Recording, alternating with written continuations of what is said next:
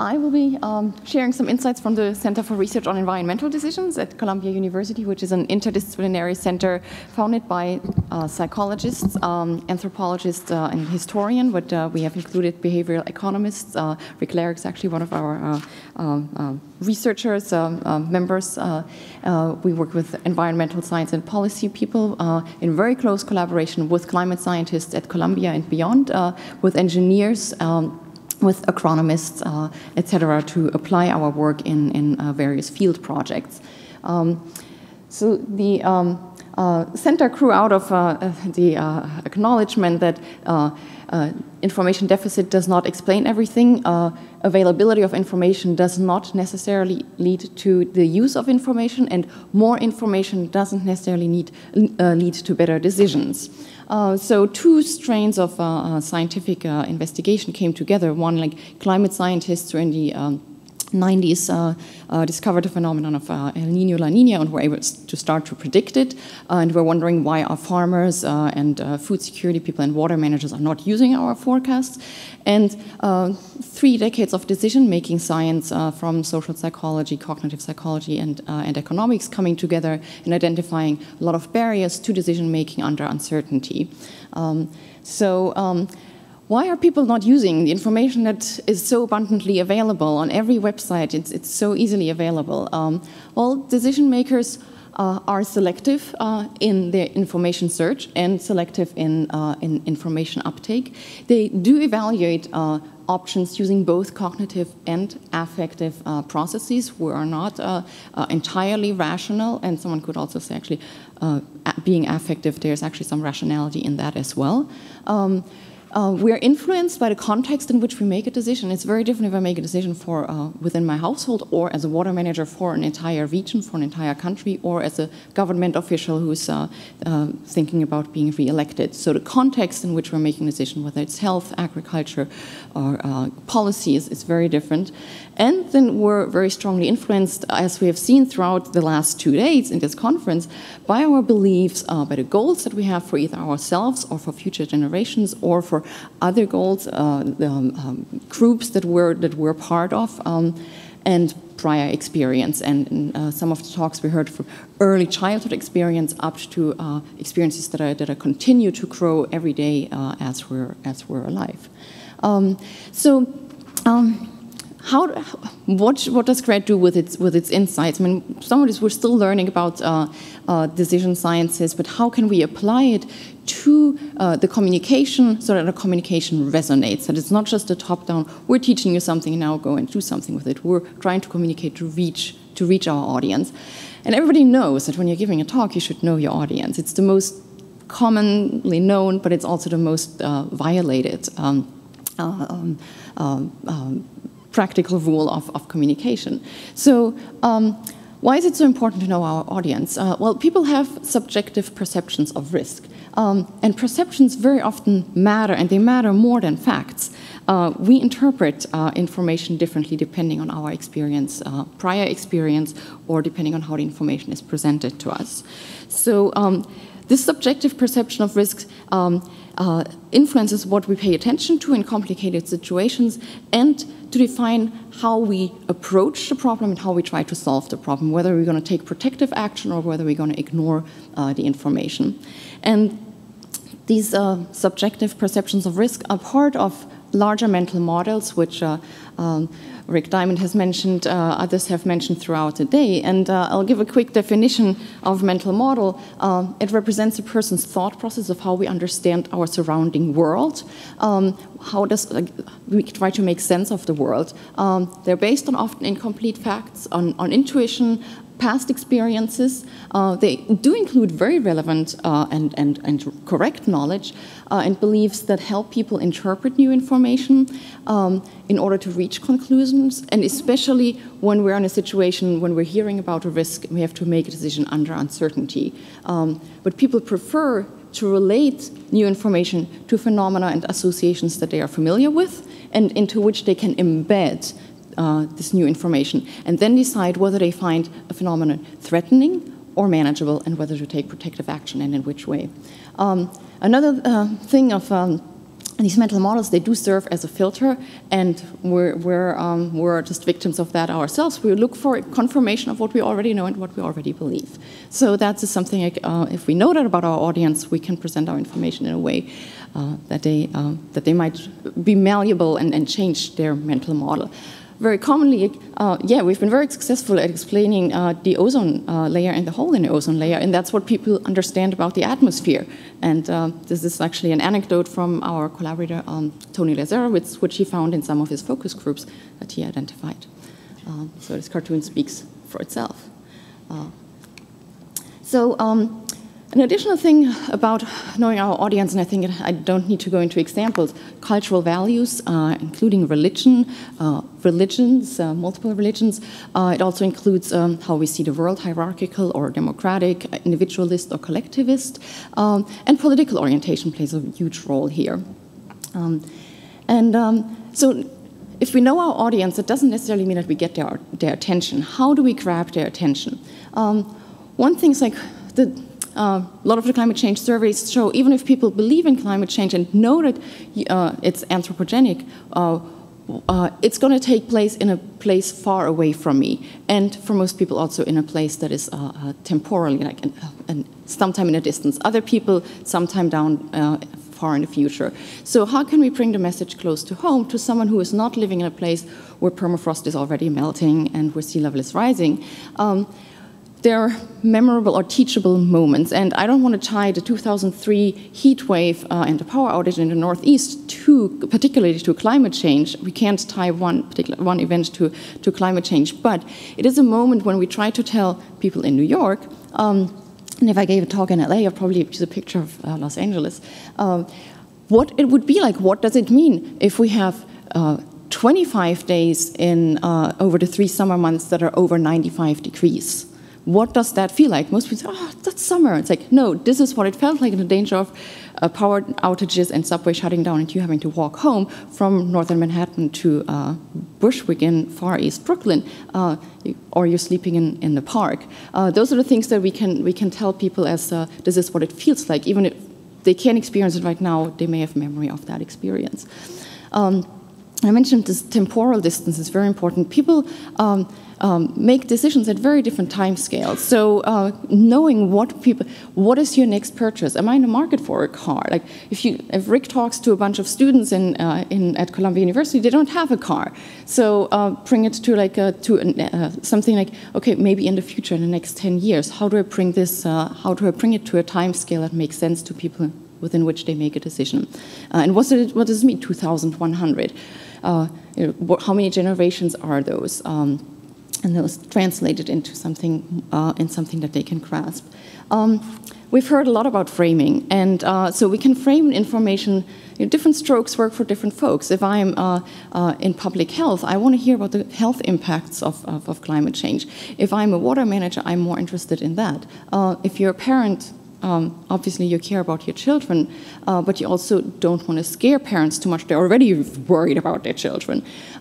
So different strokes work for different folks. So that's a different frame. We can frame climate change as a national security issue, or we can frame it as a health issue, or as a physical issue.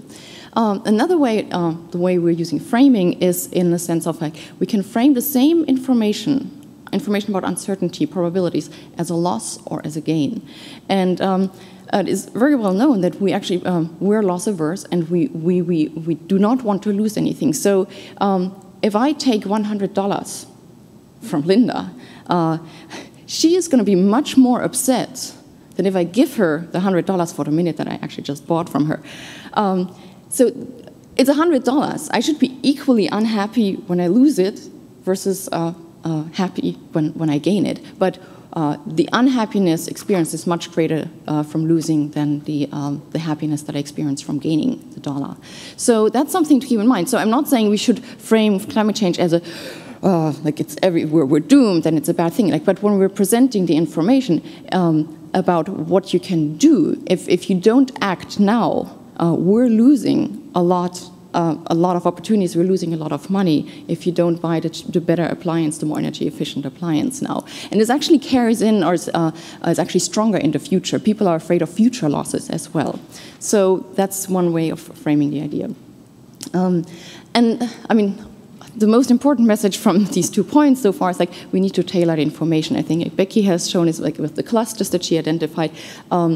Rick Diamond says, who's the decision maker? I mean, like, we need to frame it for the architect, for the manager, for the energy manager, for the resident. So tailoring this information. Now, one of the biggest things also that scientists struggle with is how do we translate this scientific information into something that resonates, that is concrete experience. So one way to do this is, well, these are the typical charts that everybody knows, and I'm not going to detail to explain them. Even the experts need some time, like what does this do? And this information requires that our analytic processing system in the brain, our rational system kicks in, which processes numbers, information, abstract information. This doesn't trigger a lot of action. On the other side, our emotional system, and these systems operate in parallel in our brain, responds much more actively. It sees risk, it sees fear, dread as feelings of risk.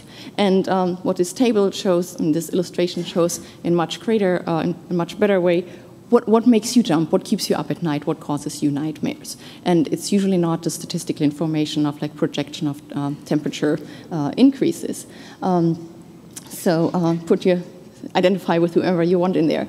As I said, these two systems operate in parallel, and but the affective system is the one that is faster, and it's a wellspring of action. And when the output is in conflict, the affective system will dominate the statistical information.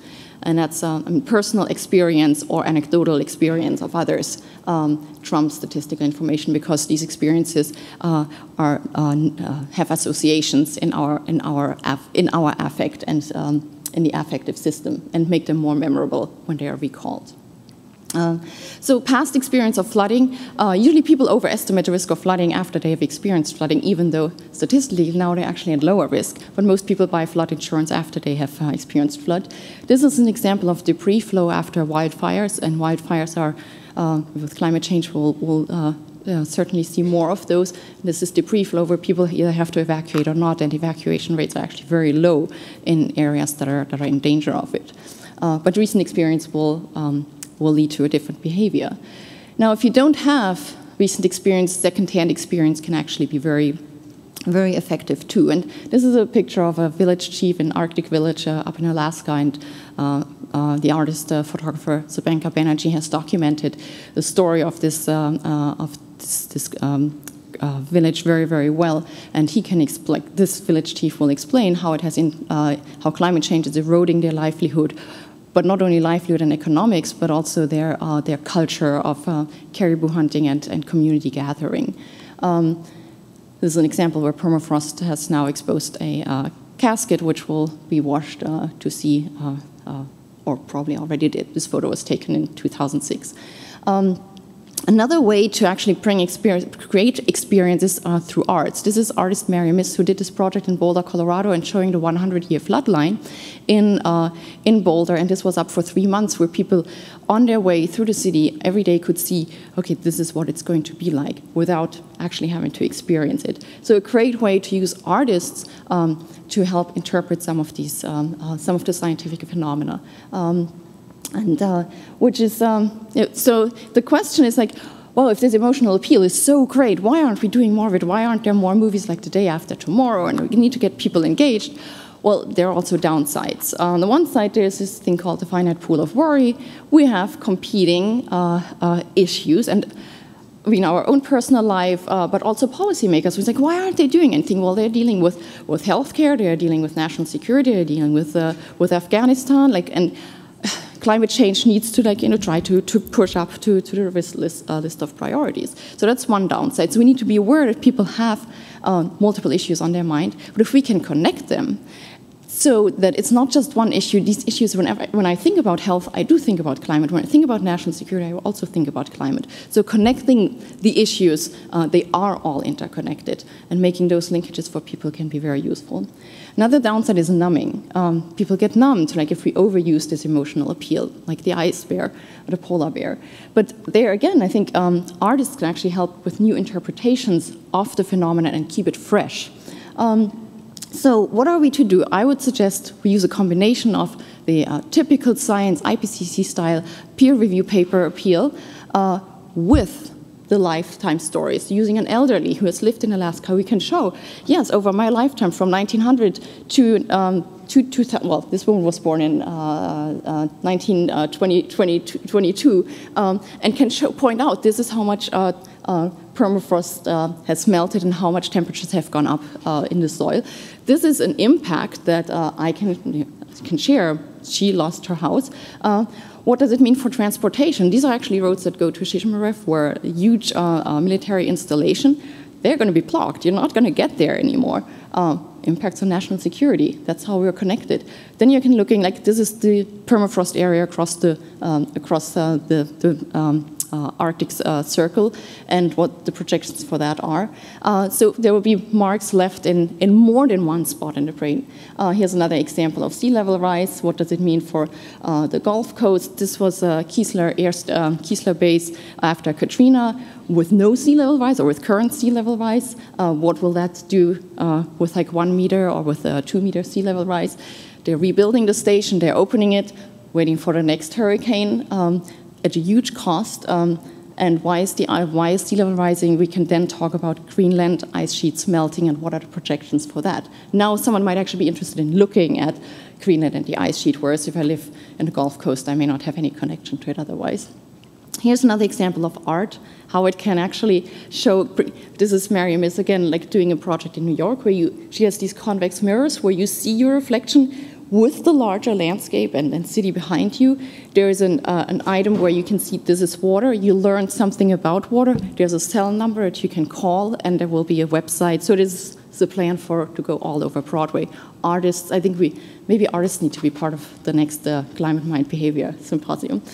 Okay, my last point, the second to last point. If we now have everybody on board, they want to change. We haven't I don't want to say we haven't convinced. People understand what needs to be done. They fall very often prey to the thing called single action bias, and we have heard about it here before, which very often it reduces your sense of vulnerability. You have taken one action item and you feel relieved. I mean, physiologically relieved, and then also, I mean, like it's something that we find a lot. People have mentioned we turn the light bulb, and that's all we do. There's some discussion as to whether there can be behaviors that can actually trigger, and it can be spillover behaviors, and I think we need a lot more research to see what behaviors can trigger spillover and more behavior that's energy efficient. We do need to address the uncertainties, and I don't want to talk about uncertainty in climate science, but I want to talk about interpersonal uncertainties, and how do I know that I'm not the only one, I'm just a drop in the bucket, or, well, if we do it and this guy doesn't do it, then like, oh, that's a free rider, I don't want to be in a situation like that. And we would like to suggest from CRED that there are great benefits to group discussion where people learn, like, so who is going to be doing what? Are you going to install your solar panels on a roof? Oh, great, then maybe I do it too. So encourage group participation very, very early on. And I say the communication can't happen when at the end. The communication has to happen at the beginning when we're forming our research questions, and bringing people together in a group will activate social goals, which relates to environmental goals. So it's very, very important to bring people together in the problem identification process and in the problem solution process. If people come up with their own solution, they're much more likely to actually follow them later. And that will help us identify metrics, relating back to Rick. We know what people's reference points are. What are the time scales at which they make decisions? Do they plan for a water reservoir in 30 years, or are they planning for the next farming season, do I have water to irrigate my crops? We do need to look for co-benefits, so linking all the interconnected issues and make them clear. Let me conclude that I believe communication can be improved. We do need to keep multiple goals of people in mind. Is it environmental stewardship? Is it my religious goals that I have? Or is it the goal of a CEO who wants to save the company money? Sorry, there is no one-size-fits-all approach. I wish I had the silver bullet, but I think we all know there isn't. And it's a lot of work, but I think it's exciting work to work with communities. And I can only encourage to engage in participatory processes in identifying everybody who needs to be part of the decision-making process. And if you want to learn more, it's all condensed in a guide, The Psychology of Climate Change Communication, which you can download at our website. Thank you.